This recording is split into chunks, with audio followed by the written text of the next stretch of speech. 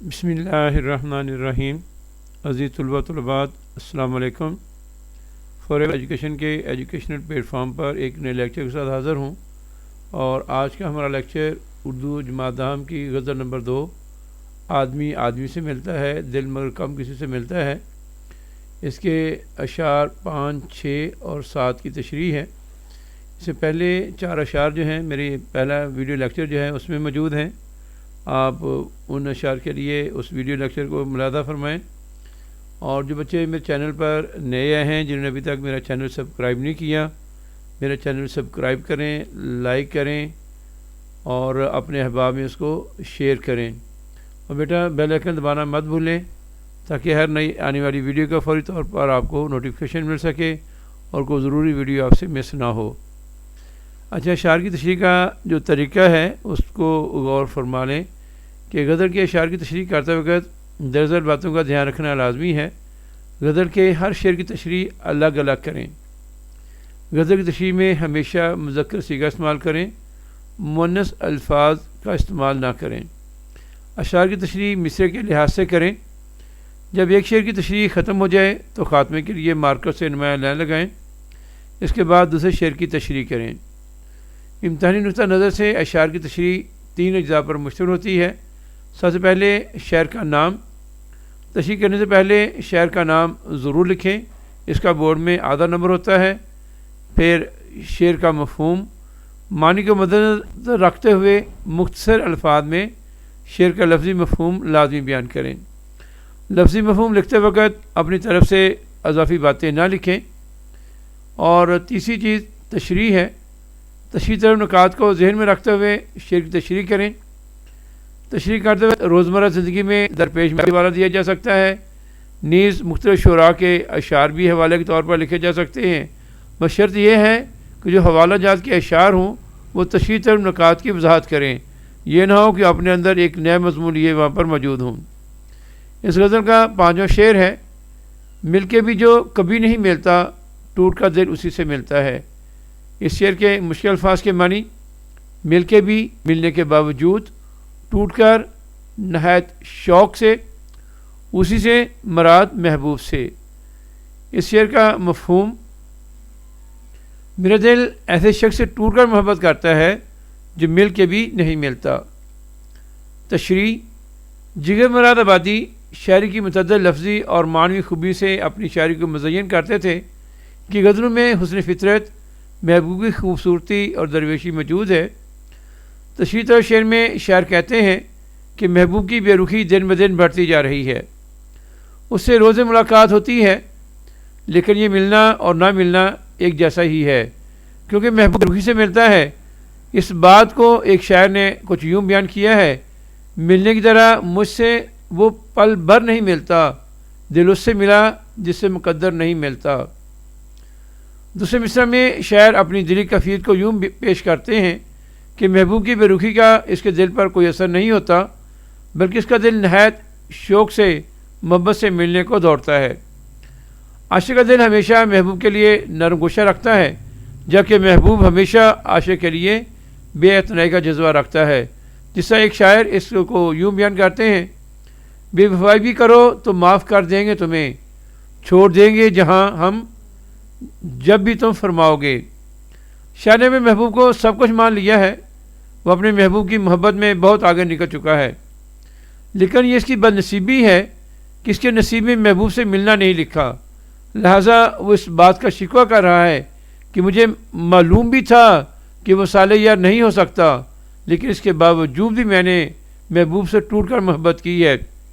بقول بہادر شاہ ظفر: یہ نہ تھی ہماری قسمت کہ وہ صالح یار ہوتا، اگر اور جیتے رہتے یہی انتظار ہوتا۔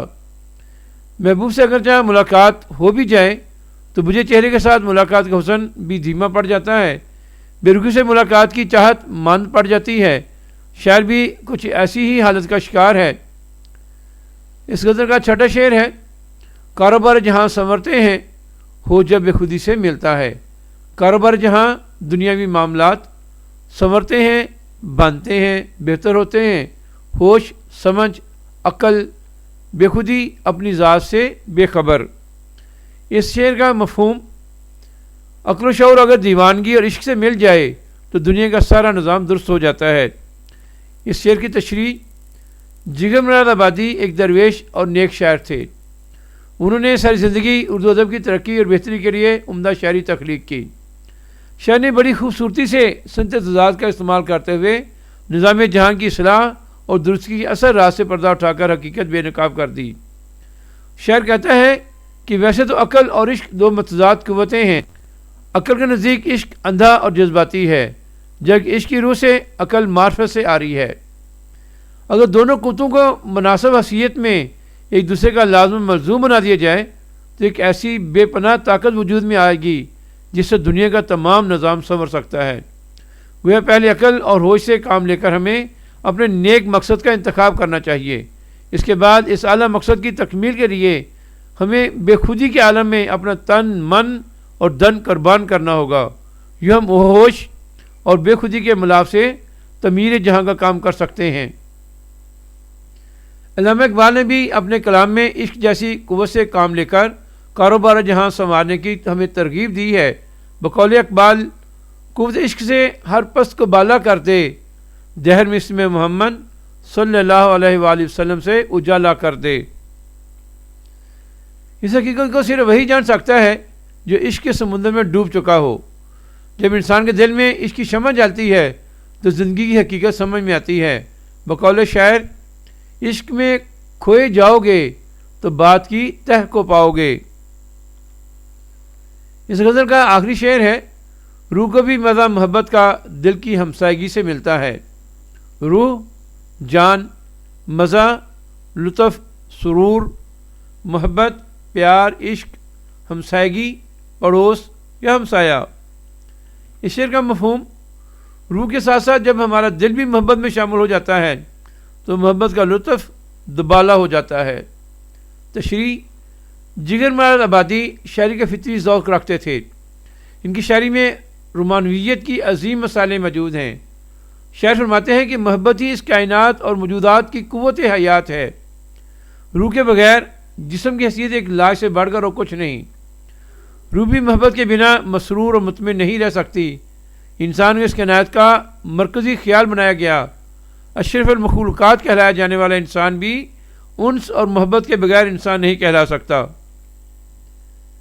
محبت اور عشق روح کو سیراب کرتے ہیں، اس لیے شاعر دل اور روح کی ہمسائیگی کا خواہاں نظر آتا ہے۔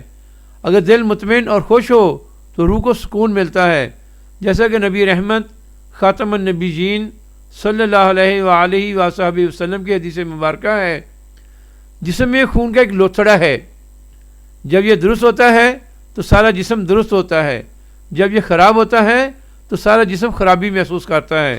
اور یہ لوتھڑا کیا ہے؟ دل۔ دل کو مرکز محبت بھی کہا جاتا ہے۔ روح انسانی کو زندگی کا سارا لطف اور سرور دل کی ہمسائیگی سے ملتا ہے۔ جیسے کہا جاتا ہے، اگر ہمسایہ اچھا ہو تو زندگی اچھی گزرتی ہے، اور اگر ہمسایہ برا ہو تو زندگی جہنم بن جاتی ہے۔ اس لیے شاعر کہتے ہیں کہ محبت ہی روح کے لیے باعث سرور ہوتی ہے۔ بقول اقبال، اپنے من میں ڈوب کر پا جا سراغ زندگی، تو اگر میرا نہیں بنتا نہ بن اپنا تو بن۔ اسی فلسفے کو خواجہ میر درد نے یوں بیان کیا تھا، مجھے ڈر ہے دل زندہ تو نہ مر جائے، کہ زندگانی عبارت ہے تیرے جینے سے۔ امید ہے بیٹا آپ میرے اس لیکچر سے مستفید ہوں گے۔ آپ اس کو خود بھی سنیں، اپنے دوست احباب میں اس کو شیئر کریں تاکہ زیادہ سے زیادہ طلباء اس سے مستفید ہو سکیں۔ میرے چینل کو سبسکرائب کریں، لائک کریں اور شیئر کریں۔ ایک نئے لیکچر کے ساتھ جلد حاضر ہوں گا۔